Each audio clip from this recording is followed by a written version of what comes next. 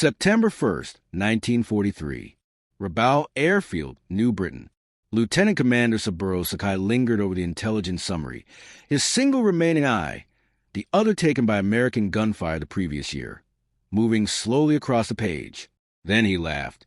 The humid air inside the operations tent clung to his flight suit as the report described a new American fighter. According to their analysts, it was enormous, nearly the size of a bomber, broad as a transport aircraft. They called it the Hellcat. The document claimed it weighed almost twice as much as a Zero. To Sakai, it sounded like another example of American misunderstanding of aerial combat. Beyond the canvas flaps, rows of Mitsubishi A6M Zeros rested on pierced steel planking. They were elegant machines, light, agile, lethal. For more than 2 years, they had ruled the skies of the Pacific. British Hurricanes, American P-40s, Dutch Brewster Buffaloes, all had been swept aside by the Zero's guns. This oversized American experiment, Sakai assumed, would meet the same fate. What he did not know, what none of the Japanese naval aviators assembling for the morning briefing could know, was that within 30 days the supposed mistake would mark the beginning of the end. The F6F Hellcat would go on to systematically destroy Japanese naval aviation. It would achieve an astonishing kill ratio of 19-1, shooting down 5,223 enemy aircraft while losing only 270 in air-to-air combat. It would reshape carrier warfare, shatter Japanese air power, and expose the hidden flaws beneath the Zero's long dominance. The equations of air superiority were about to be rewritten by an aircraft that appeared ungainly, flew heavy, and violated nearly every design principle the Japanese believed sacred. And within 6 months, many of the pilots now scoffing at intelligence briefings would be writing farewell letters home, fully aware that encountering Hellcats meant near certain death. This was the high noon of the rising sun. In September 1943, the Japanese Navy's confidence was not blind pride. It was based on numbers. Since December 7th, 1941, the Imperial Japanese Naval Air Service had achieved victory ratios that bordered on the unbelievable. At Pearl Harbor, they lost just 29 aircraft while destroying 347. In the Philippines, 7 losses for 103 kills. Over Darwin, 2 aircraft lost for 30 destroyed. British air power in the Far East had been wiped out. The Dutch East Indies Air Force collapsed in a matter of days. At the core of this dominance was the Mitsubishi A6M Zero, an aircraft that fundamentally redefined fighter design. When American engineers tested capture examples in 1942, many initially rejected the data as impossible. Here was a fighter with bomber-like range, the agility of a biplane, and enough firepower to destroy anything could engage. It seemed to defy physics. Warrant Officer Hiroyoshi Nishizawa, later Japan's highest-scoring ace with 87 confirmed victories, described the Zero in his recovered diary. Flying the Zero is like wearing wings. The aircraft obeys thought, not merely control movements. American planes feel like trucks, strong but awkward. They build fighters the way they build automobiles, heavy, excessive, inefficient. The Zero achieved its extraordinary performance through a radical design philosophy. Its use of extra super duralumin, a closely guarded aluminum alloy, produced an airframe roughly 30% lighter than comparable American fighters. To save weight, the pilot was given no armor protection. The fuel tanks were not self-sealing. Every unnecessary kilogram was stripped away in pursuit of performance. And for a time, that gamble paid off. Even the radio was frequently removed to save weight. Every single ounce was traded for speed, range, and agility. Japanese intelligence initially dismissed the Hellcat outright. The earliest reports of the F6F reached Tokyo in early 1943 through neutral Swedish intermediaries. The specifications read like fiction, perhaps propaganda, perhaps intentional deception. Fully loaded, the aircraft weighed 12,186 pounds. A Zero weighed just 5,800. Its wings covered 334 square feet, wrapped around a bulky radial engine that seemed aerodynamically inefficient. It carried 2,400 rounds of ammunition, armor plating throughout the cockpit, bullet-resistant glass, and self-sealing fuel tanks holding 250 gallons of fuel. Captain Minoru Genda, the tactical architect of Pearl Harbor, reviewed the data at Combined Fleet Headquarters. His assessment, preserved in Japanese defense archives, was scathing. The Americans have learned nothing. This Hellcat is simply the continuation of their failed doctrine, attempting to replace pilot skill with mechanical mass. A Zero will outturn it with ease. On paper, the numbers supported him. The Zero's wing loading of 22 pounds per square foot produced a turning radius of roughly 612 feet. The Hellcat's 36.5 pounds per square foot implied a turn radius exceeding 900 feet.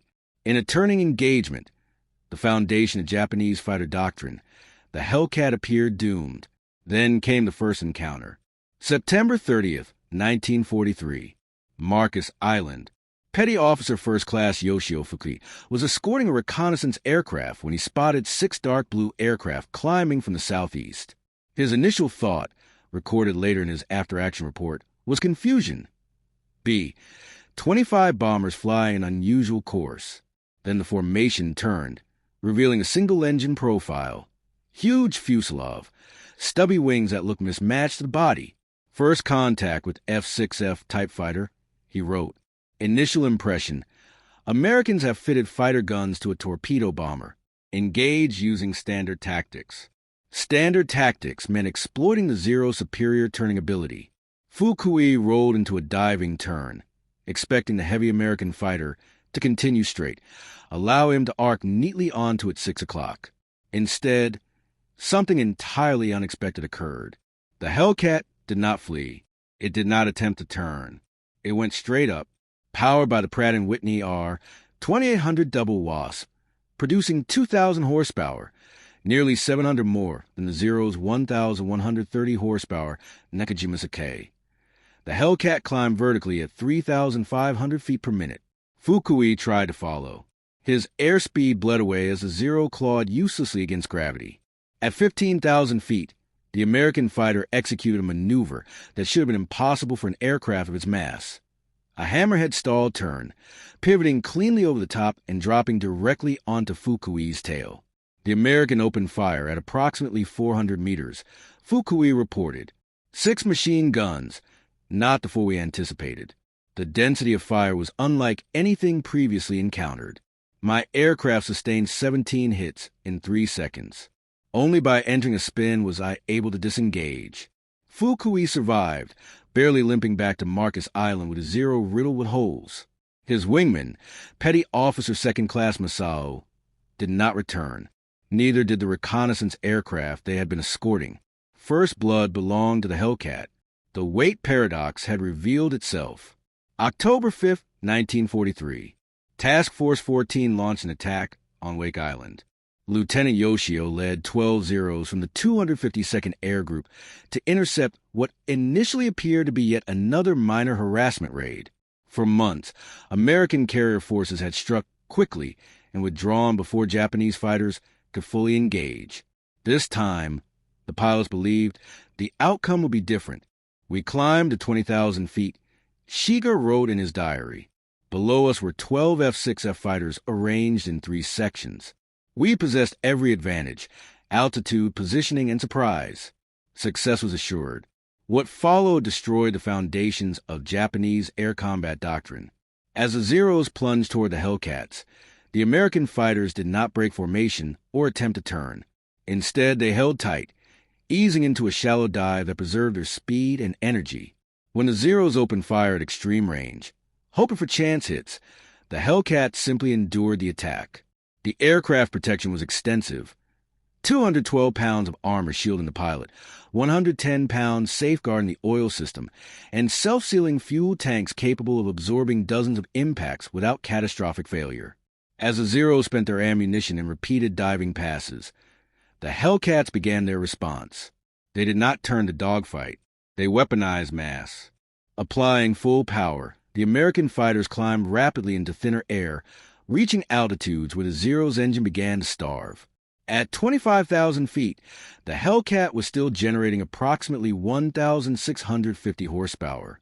The Zero was reduced to roughly 900. They descended on us like hawks striking sparrows, Shiga wrote. Their weight gave them speed we cannot equal. They would dive, unleash those 6 dreadful guns, then climb away before we could counter. 8 Zeros were destroyed. Not a single Hellcat was lost. It was an omen of what would later be called the Marianas Turkey Shoot. November 11th, 1943. Rabaul, pilots of the 204th Air Group assembled as Lieutenant Commander Tatenamizu, delivered a briefing on American methods. With 32 victories, Tanamizu was among the few Japanese aviators to survive multiple encounters with Hellcats. "Erase everything you think you know about air combat," he warned. "The Americans have rewritten the rules. They no longer fight the way we do. They operate like executioners, not duelists." Tanamizu explained the deadly lesson Japanese pilots were learning too late. The Hellcat had never been intended to outturn the Zero. It was designed so that turning was unnecessary. Using a doctrine known as energy fighting, Hellcat pilots preserved speed and altitude, transforming stored energy into brutal, slashing attacks that left Zero pilots no opportunity to exploit their superior maneuverability. "They fly in pairs," he continued. "One high, one low, while you focus on one opponent. The other is already diving toward you. Their radios, once mocked as useless weight, allow flawless coordination. We fight as lone samurai. They fight as a system." December 1943. Truck Lagoon.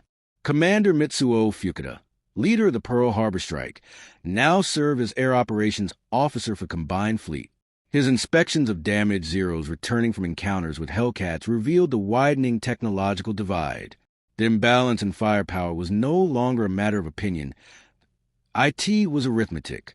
The Hellcat carried 6 Browning M2.50 caliber machine guns, each firing approximately 750 rounds per minute, 4,500 rounds per minute combined. Every projectile weighed roughly 46 grams and left a muzzle at nearly 2,900 feet per second, delivering about 3,500 foot-pounds of kinetic energy. By comparison, the Zero's 7.7 mm machine guns fired 11-gram rounds at 2,300 feet per second, generating only around 750 foot-pounds of energy. The difference in destructive power was overwhelming. Even more alarming were reports of American radar-controlled fighter interception. Japanese pilots still depended on visual spotting, while Hellcat squadrons were being vectored to their targets by shipboard radar operators who could detect incoming aircraft from as far as 50 miles away. Lieutenant Sadamu Komachi described his first experience with a radar-directed interception. "We were climbing through cloud when the attack came. There was no warning, no visual contact. Hellcats plunged down from above, aligned precisely with our course. They knew our position, our altitude, our direction. We were blind men fighting enemies who could see in darkness." The pilot equation. January 1944. By early 1944, Japan's pilot shortage had reached crisis levels. Before the war, Imperial Navy aviation training was the most demanding in the world. It required 3 years of preparation, producing pilots who entered combat with over 700 flight hours. Army aviators accumulated at least 500 hours. These men were masters of aerial combat, trained extensively in aerobatics, gunnery, and the philosophical discipline of air warfare. That system had collapsed. By 1944, naval pilots were being sent into combat with barely 300 flight hours, Army pilots with as few as 200. Fuel shortages forced much of their instruction into gliders. Live-fire gunnery training was reduced to just 50 rounds per pilot. Formation flying, instrument training, night operations, and radio procedures were abandoned entirely to accelerate deployment. Across the Pacific, American pilots arrived at the front with a minimum of 300 hours, often including 50 hours in the exact aircraft type they would fly in combat. They had fired thousands of rounds in training, practiced carrier landings until they became instinctive, and mastered energy-fighting tactics over secure airfields in Texas and California. Lieutenant Commander Yoshihiro Hashimoto, training officer at Kasumigaura Naval Air Station, summarized the situation in his final report. "We are sending children to fight professionals." He noted one recent arrival, Ensign Yamamoto. He had never fired his guns in the air. "We have no ammunition for practice." He had never flown at night. "We have no fuel for such training." He survived 7 minutes in his first combat mission. The Formosa revelation. October 12th to 16th, 1944. During the Battle of Formosa, Vice Admiral Shigeru Fukudome, commander of the Second Air Fleet, committed nearly every remaining asset to halt American carrier strikes. More than 700 aircraft were launched, including the last skilled pilots pulled directly from homeland training units. Initial Japanese reports claimed extraordinary success. 26 American carriers and battleships sunk, 300 enemy aircraft destroyed. The truth emerged only later, after returning pilots were debriefed and gun camera footage examined. Actual American losses totaled 89 aircraft. Japanese losses reached 329 aircraft, along with nearly all remaining experienced pilots. Lieutenant Sadaki Akamatsu, one of the few veterans to survive, described the engagement in his memoirs. The Hellcats were waiting for us at every altitude. When we climbed, they were already above us. When we dived, they were already beneath us. When we climbed, they were above. The Americans had carved the sky into invisible sectors, each zone guarded by a dedicated fighter division. This was no longer aerial combat in the traditional sense. It was organized destruction. The Great Marianas Turkey Shoot, June 19, 1944, Philippine Sea. The Imperial Japanese Navy committed its rebuilt carrier force to Operation Ago, a decisive gamble intended to annihilate American carrier strength in the Pacific. 9 carriers put to sea, carrying roughly 450 aircraft and what remained of Japan's experienced aviators. Opposing them was Task Force 58, 15 carriers, 956 aircraft, including 450 F6F Hellcats. Vice Admiral Saburo launched his offensive in 4 successive strike waves, confident that Japanese flying skill and the Zero's superior range would offset American numerical strength. The first wave, 69 aircraft, lifted off at 0830. American radar detected them at 150 miles.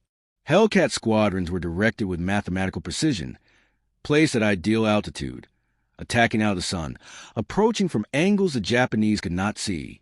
Lieutenant Zenji Abe, leading the escort fighters, spotted the Hellcats moments before contact. They were layered from 20,000 to 30,000 feet, he recalled. At least 60 aircraft, hanging there like a steel wall. We were at 18,000. Every advantage belonged to them. The fight lasted 12 minutes.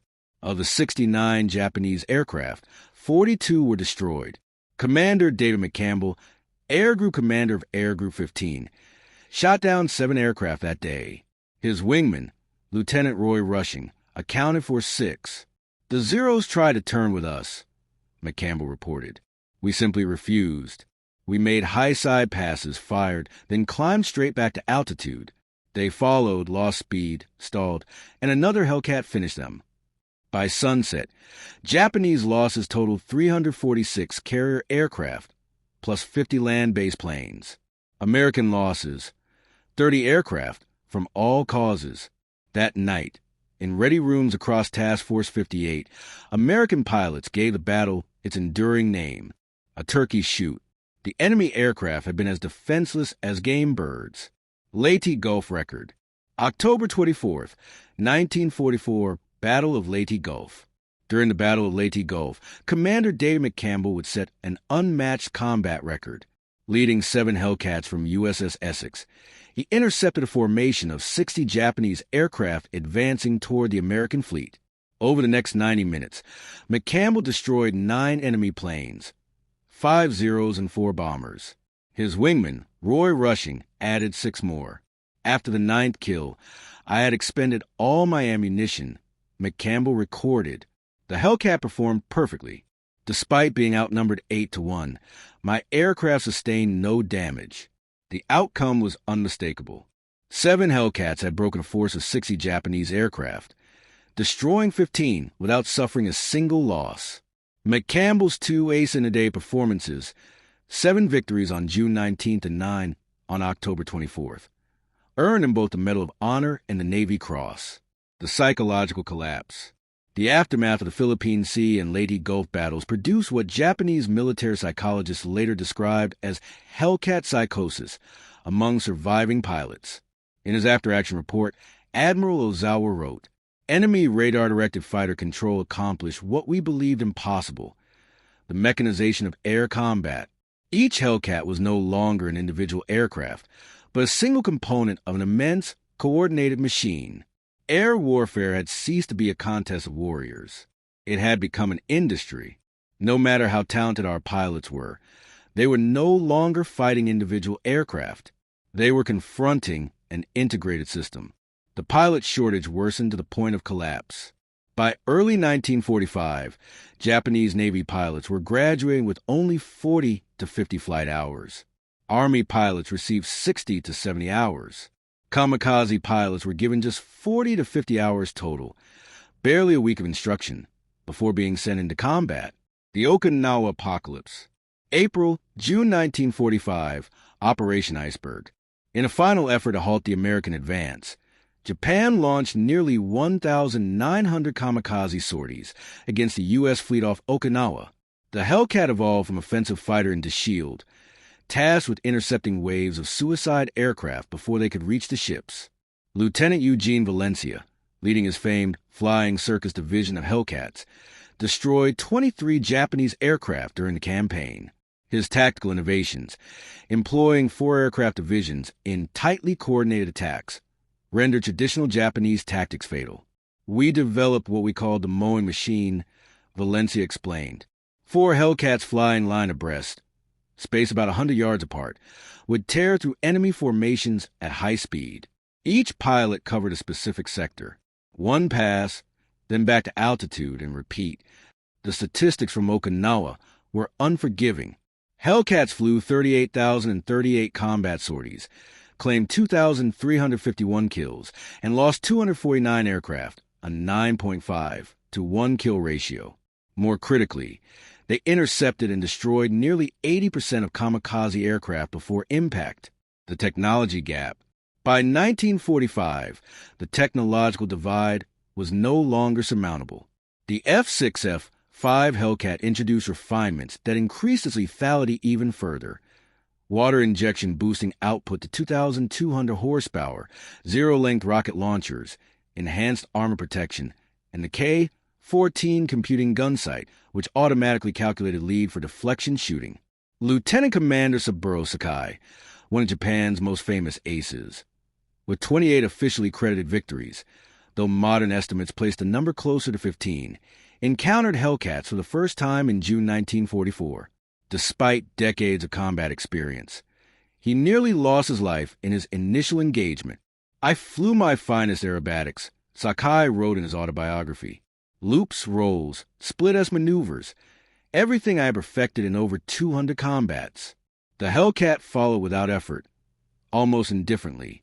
"I survived only because the American pilot made a mistake. He failed to jettison his drop tank before fighting, accounting the human cost."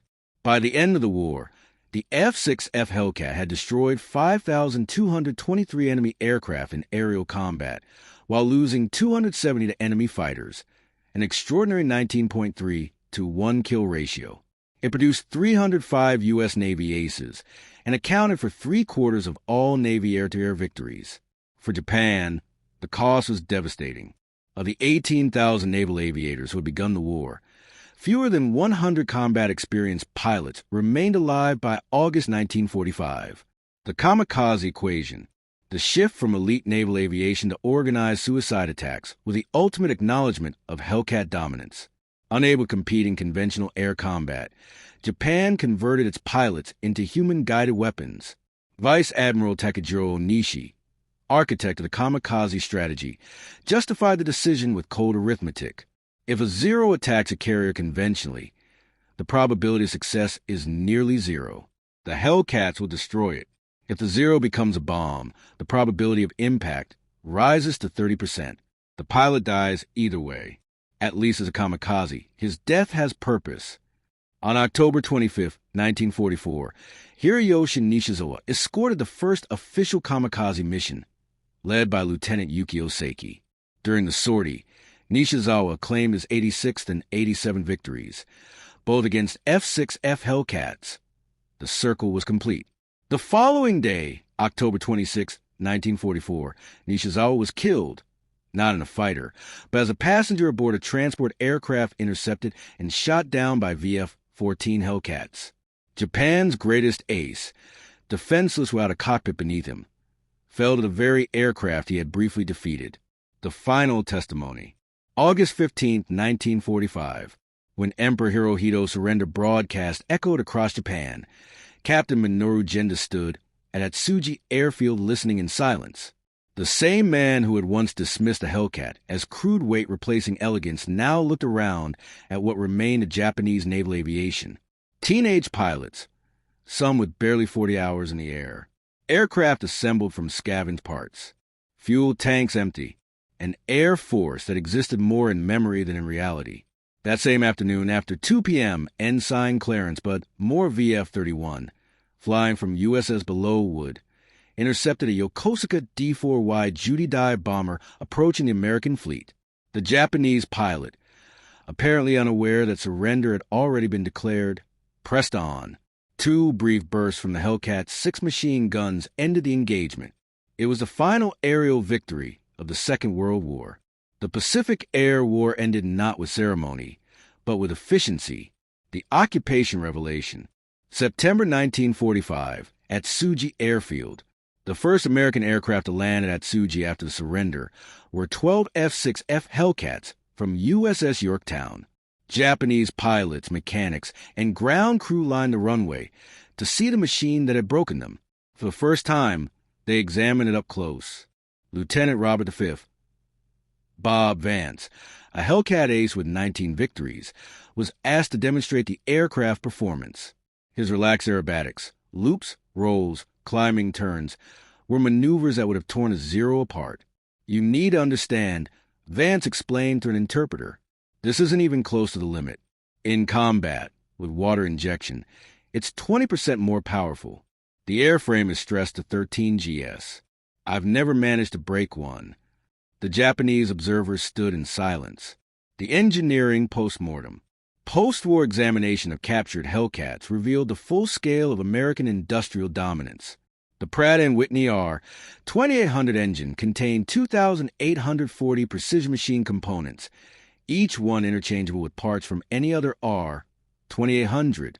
By contrast, the Nakajima Sakai engine required hand-fitting. No 2 engines were truly identical. Professor Jiro Horikoshi, chief designer of the Zero, studied the Hellcat closely after the war.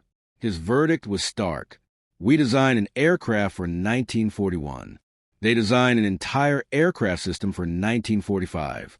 While we were refining the sword, they were building the industrial age, the production miracle. Grumman's production of the Hellcat was itself a weapon. At the Bethpage, New York factory, operations ran 24 hours a day, 7 days a week. At peak output, a completed Hellcat left the assembly line every 60 minutes. In just 30 months, Grumman produced 12,275 Hellcats, a scale of manufacturing that Japan could not fathom. In 1944, Japan built approximately 5,100 fighters of all types combined. That same year, the United States produced 35,000 fighters.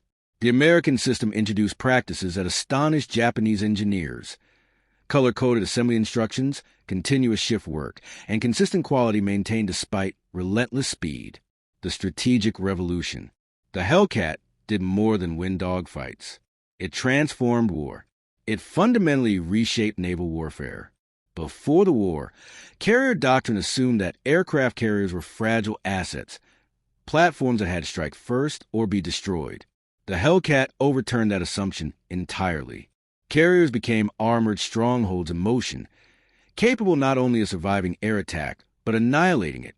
Admiral Mark Mitcher, commander of Task Force 58, grasped this shift immediately. With the Hellcat, he said, we don't need to locate the enemy first. Let them come to us. The F6F will destroy them when and how we choose. This confidence enabled operations never before imagined. American carrier groups could remain stationed off hostile coastlines for weeks at a time. Their Hellcat combat air patrols formed an aerial shield that made them effectively immune to enemy air assault, the cultural collision. Beyond engineering and tactics, the Hellcat represented a clash of civilizations. Japanese military doctrine was rooted in the samurai tradition, individual mastery, spiritual resolve, and acceptance of death. Victory was a matter of honor and personal excellence.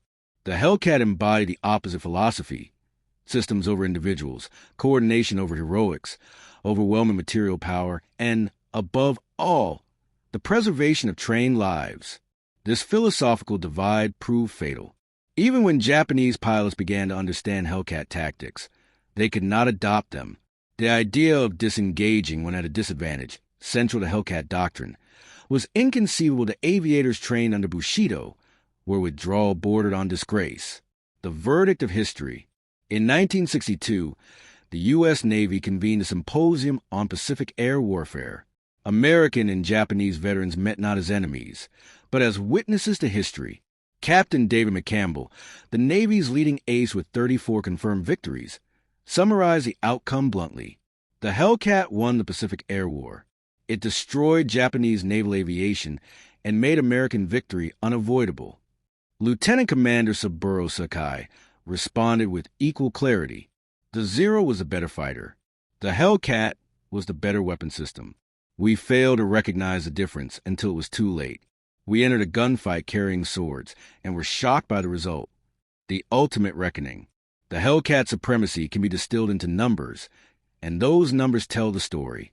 Overall kill ratio, 19-1. Against the Zero specifically, 13-1. Hellcats produced 12,275 in 30 months. Zeros produced 1943 to 1945, approximately 6,000. American pilots trained on the Hellcat, over 5,000. Combat-capable Japanese naval pilots remaining by August 1945, fewer than 100. Vice Admiral Saburo Ozawa, commander of Japanese forces at the Battle of the Philippine Sea, later offered the most honest reflection. We laughed at the Hellcat because we failed to see that it represented not merely an airplane, but an entire civilization's way of war. By the time we understood, our air forces no longer existed. The last word. The Hellcat was not simply an aircraft. It was mathematics. It was industry. It was doctrine made metal.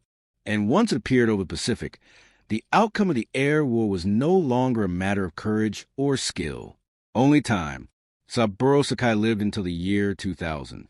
In his final recorded interview, he was asked one last time about the aircraft that had come to define the end of Japanese naval aviation, the Hellcat. His answer captured its dominance with painful clarity. The Zero made Japan believe it was a great naval power. The Hellcat forced us to understand that we never were as great as we imagined. We thought ourselves samurai. The Hellcat revealed that we were only men, holding outdated weapons while facing the future. Every Japanese pilot who survived the war, Sakai said, survived because a Hellcat pilot chose not to finish them. There is no deeper humiliation in war than to exist only at the mercy of your enemy. The F6F Hellcat entered combat weighing nearly twice as much as a Zero. It carried armor the Zero could not afford. It was driven by an engine Japan was unable to manufacture. It was armed with weapons a Zero could not match, guided by radar systems Japanese pilots could not see, and flown by aviators trained longer and more thoroughly than Japan could sustain. Above all, it was produced in quantities Japan could not even imagine. Japanese pilots laughed at the Hellcat because they mistook weight for weakness. They failed to understand that every additional pound represented something far more dangerous: the strength of an industrial democracy capable of protecting its pilots while replacing its losses. By the time that truth became clear, laughter had turned into farewell letters. Mockery had become suicide missions. Confidence had collapsed into resignation. The Hellcat did more than defeat the Zero. It annihilated an entire way of thinking about war. It proved that in modern conflict, victory belongs not to the nation that forges the finest warriors, but to the nation that builds the most effective system. The Japanese pilots laughed at the F6F Hellcat. The Hellcat had the final word. It always did.